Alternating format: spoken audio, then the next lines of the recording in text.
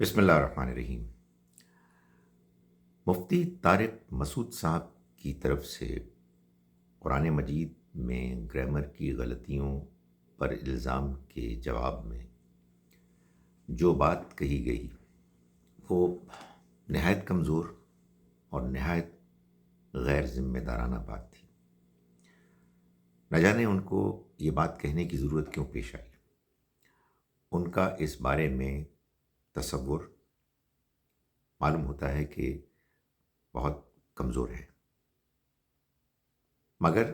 اس سب کے باوجود میرے خیال میں ان کی وضاحت، ان کا وضاحتی بیان مان لینا چاہیے۔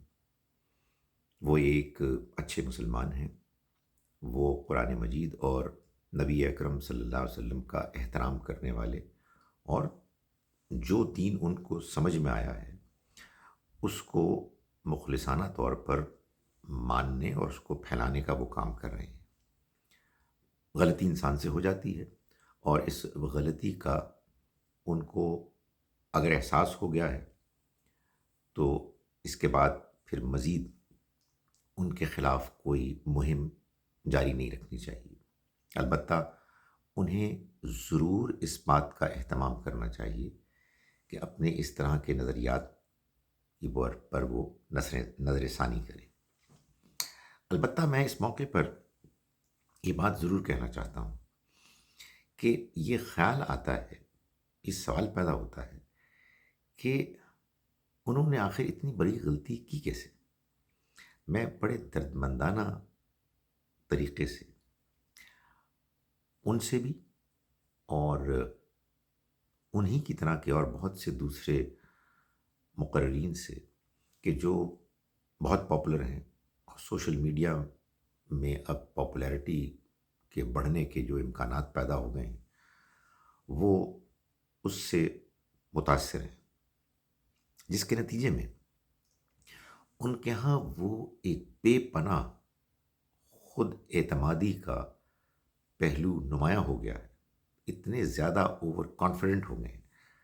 کہ معلوم ہوتا ہے کہ جو بات بھی ذہن میں آئے، جو بات بھی منہ میں آئے وہ بیان کر دیتے ہیں۔ ایسا کرنا نہایت خطرناک ہے۔ ہم جو دین کو بیان کرنے والے لوگ ہیں، ہماری ذمہ داری ہے کہ ہم اپنی بات کو پہلے تولیں اور پھر بولیں۔ یقیناً جب ہم اتنی باتیں کرتے ہیں، جیسا کہ سوشل میڈیا میں لوگوں کے ہر روز بیانات آتے ہیں، غلطیاں ہو سکتی ہیں، اور کسی کی اس غلطی پر کہ جس پر وہ خود معذرت خواہ ہے، مزید اس کو تنگ نہیں کرنا چاہیے، پریشان نہیں کرنا چاہیے۔ لیکن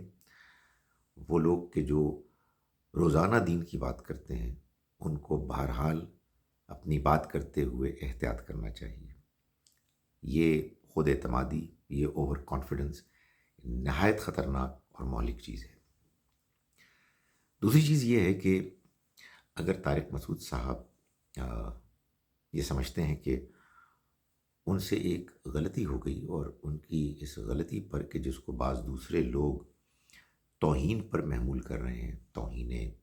دین، توہین قرآن پر، اور وہ معافی مانگ رہے ہیں تو ان کو معاف کر دینا چاہیے،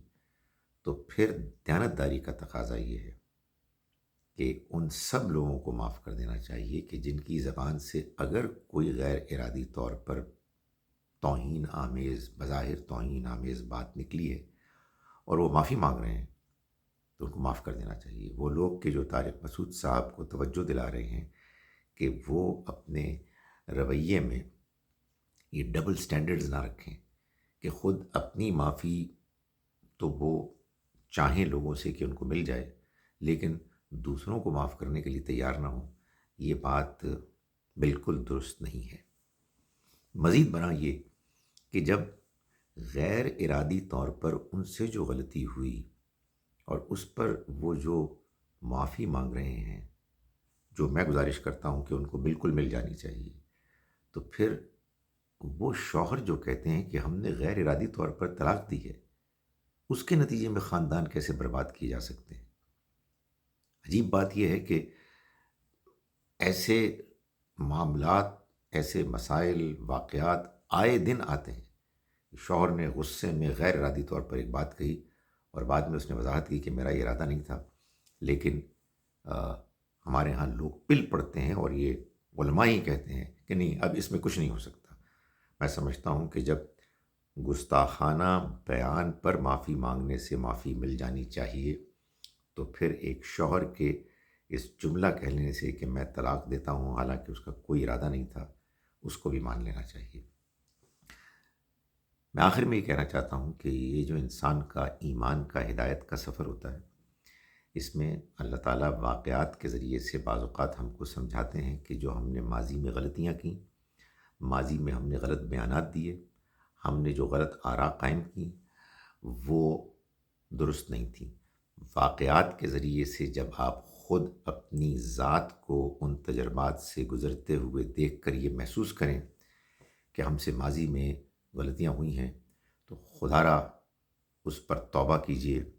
اللہ سے بھی معافی مانگیے اور انسانوں سے بھی معافی مانگیے.